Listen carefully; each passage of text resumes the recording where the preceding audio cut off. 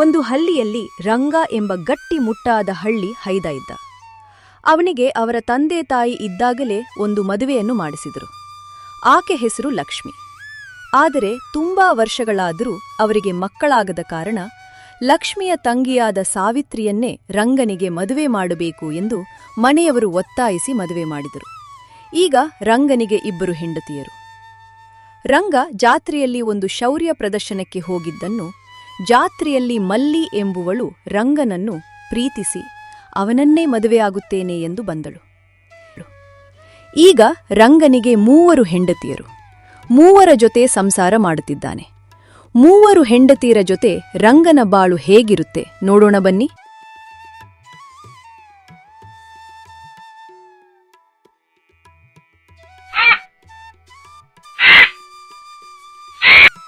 ಬೆಳಗ್ಗೆ 6 ಗಂಟೆ ಆಗಿದೆ. 3 ಹೆಂಡತಿಯರು ಬೆಳಗ್ಗೆ ಬೇಗ ಎದ್ದು ಕೆಲಸ ಮಾಡುತ್ತಿದ್ದಾರೆ. ಲಕ್ಷ್ಮಿ ಹಾಲು ಕರಿಯುತ್ತಿದ್ದಾಳೆ. ಸಾವಿತ್ರಿ ಸಗಣಿ ಬಳಿಯುತ್ತಿದ್ದಾಳೆ. ಮಲ್ಲಿಗೆ ರಂಗನಿಗೆ ಬಿಸಿನೀರು ಇಡುತ್ತಿದ್ದಾಳೆ. ಬೆಳಗ್ಗೆ ಎದ್ದ ತಕ್ಷಣ 3 ಕಿರಿಕಿರಿ ಮಾಡುತ್ತಾ ಕೆಲಸ ಮಾಡುತ್ತಿದ್ದಾರೆ. ಸಾವಿತ್ರಿ, ಆ ಕರುಣ ಸ್ವಲ್ಪ ಹಿಡ್ಕೋ ಅಂದೆ ಅಲ್ವಾ? ನೋಡು, ಇಲ್ಲಿ ಹಾಲ್ ಕರಿಯೋಕೆ ಬಿಡ್ತಿಲ್ಲ.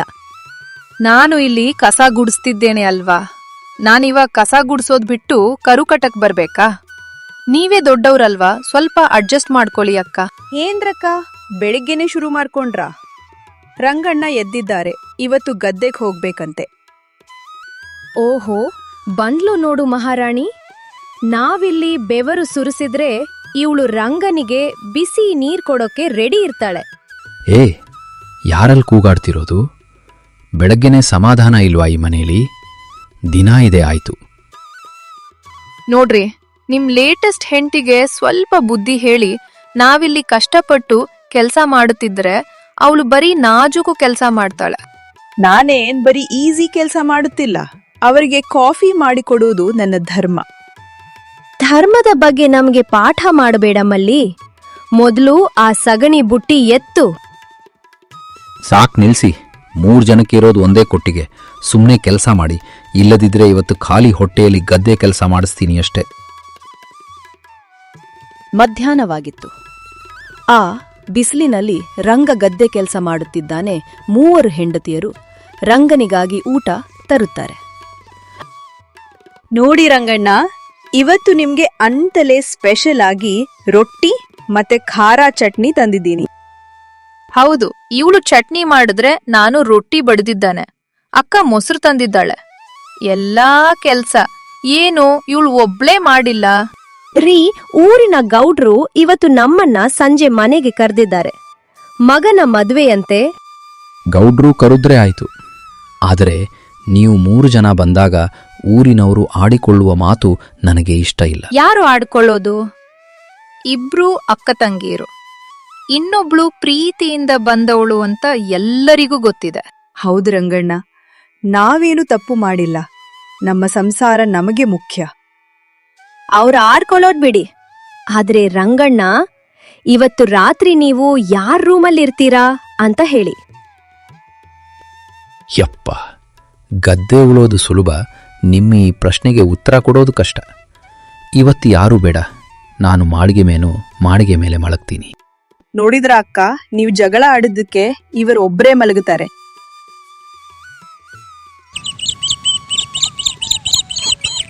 ರಂಗನ 3 ಹೆಂಡತಿಯರು ಕೆರೆಯ ದಂಡೆ ಬಟ್ಟೆ ಒಗೆಯುತ್ತಾ ಮಾತನಾಡಿಕೊಳ್ಳುತ್ತಿದ್ದಾರೆ. ಸಾವಿತ್ರಿ, ಆ ಮಲ್ಲಿಗೆ ಯಾಕೋ ಇತ್ತೀಚೆಗೆ ರಂಗಣ್ಣನಿಗೆ ಸ್ವಲ್ಪ ಜಾಸ್ತಿ ಹತ್ರ ಆಗ್ತಿದ್ದಾಳೆ ಅನ್ಸುತ್ತೆ ಅಲ್ವಾ?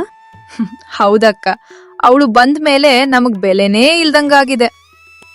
ಅಕ್ಕ, ನಾನ್ ಯಾಕೆ ಹಂಗೆ ಮಾಡ್ಲಿ? ನಮ್ಗೆಲ್ಲ ಇರೋದು ಒಬ್ನೇ ಗಂಡ ಅಲ್ವಾ? ಸರಿ ಬಿಡು, ಮಾತ್ ಸಾಕು. ಆದ್ರೆ ನೆನ್ನೆ ರಾತ್ರಿ ರಂಗಣ್ಣನ ಕಾಲಿಗೆ ಎಣ್ಣೆ ಹಚ್ಚಿದ್ದು ನಾನೇ, ನೀನಲ್ಲ. ನೀವು ಹಚ್ಚಿದ್ರೆ ನಾನು ಅವರಿಗೆ ತಲೆಗೆ ಸ್ನಾನ ಮಾಡಿಸಿದ್ದೆ.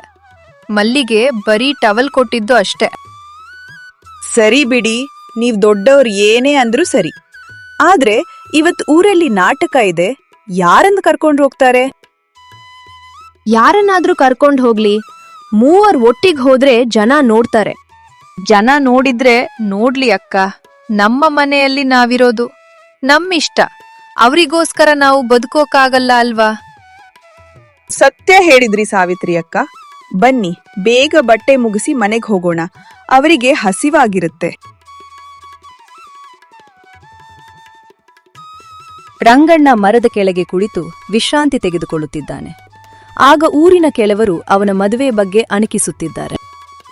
ಏನ್ ರಂಗಪ್ಪ, 3 ಜನ ಹೆಂಡತಿಯರನ್ನು ಹೇಗ್ ನಿಭಾಯಿಸ್ತೀಯಪ್ಪ? ನಮ್ಗೆ ಒಬ್ಳನ್ನೇ ಸಾಕೋಕೆ ಆಗ್ತಿಲ್ಲ. ನೋಡು ಸೀನು, ಸಂಸಾರ ಅಂದ್ರೆ ಹೊಂದಾಣಿಕೆ. ಪ್ರೀತಿ ಇದ್ರೆ 30 ಜನನೂ ಇರಬಹುದು. ಆದರೆ ನಿನ್ನ ಮನೆಯಲ್ಲಿ ದಿನ ಜಗಳ ಅಂತೆ, ಹೀಗೆ ಕೇಳ್ಪಟ್ಟೆ. ಜಗಳ ಎಲ್ಲಿಲ್ಲ ಹೇಳು.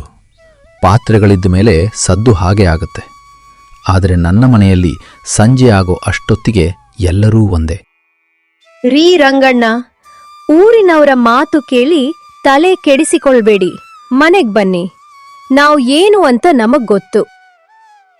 ಹೌದು, ಈ ಊರಿನವರಿಗೆ ನಮ್ಮನೆ ವಿಷಯ ತೆಗೆಯೋದೇ ಕೆಲ್ಸ ಆಗಿದೆ. ನೋಡಿದ್ರಾ, ನನ್ನ ಹೆಂಡತಿಯರು ನನ್ನನ್ನು ಬಿಟ್ಟುಕೊಡಲ್ಲ. ಇದೇ ನನ್ನ ಪವರ್ ನೋಡಿ. ರಂಗಣ್ಣ ಬನ್ನಿ, ಇವತ್ತು ರಾತ್ರಿ ಮೌನಪುರದಲ್ಲಿ ಜಾತ್ರೆ ಇದೆ, ಎಲ್ಲರೂ ಹೋಗೋಣ. ಸರಿ, ನಡೆಯಿರಿ. ಇವತ್ತು ಇಡೀ ಊರೇ ನೋಡುವಂತೆ ನನ್ನ 3 ಹೆಂಡತಿಯರ ಜೊತೆ ಜಾತ್ರೆಗೆ ಬರ್ತೀನಿ.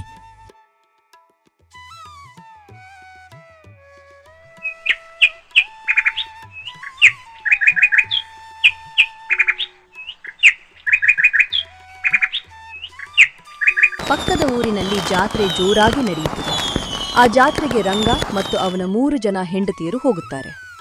ರಂಗ ಮಧ್ಯದಲ್ಲಿ ನಿಂತು ಆ ಕಡೆ ಈ ಕಡೆ ತನ್ನ ಹೆಂಡತಿಯರೊಂದಿಗೆ ಜಾತ್ರೆ ಸುತ್ತುತ್ತಾನೆ. ಆ ಜನಜಂಗುಳಿ ಮಧ್ಯ ಇವರದೇ ಸಡಗರ. ನೋಡಿ, ಯಾರು ದಾರಿ ತಪ್ಪಬೇಡಿ. ಮಲ್ಲಿಗೆ, ನೀನು ನನ್ನ ಎಡಗೈ ಇಟ್ಕೋ. ಸಾವಿತ್ರಿ, ನೀನು ನನ್ನ ಬಲಗೈ ಹಿಡ್ಕೋ. ಮತ್ತೆ ನಾನ್ ನಿಮ್ ಜೊತೆ ನಡೀತೀನಿ, ಮನೆ ಯಜಮಾನಿ ಅಲ್ವಾ? ರಂಗಣ್ಣ, ಆ ಬಳೆ ಅಂಗಡಿ ನೋಡಿ ಎಷ್ಟು ಚೆನ್ನಾಗಿದೆ. ನಮ್ಗೆ 3 ಒಂದೇ ತರ ಬಳೆ ಕೊಡಿಸಿ. ಹೌದು, ಕಲರ್ ಮಾತ್ರ ಬೇರೆ ಬೇರೆ ಇರ್ಲಿ, ನಮಗೆ ನಮ್ಮ ವ್ಯಕ್ತಿತ್ವಕ್ಕೆ ತಕ್ಕ ಹಾಗೆ ಇರ್ಲಿ. ಸರಿ ಸರಿ, ಇವತ್ತು ಎಷ್ಟು ಬೇಕೋ ಅಷ್ಟು ಶಾಪಿಂಗ್ ಮಾಡಿ.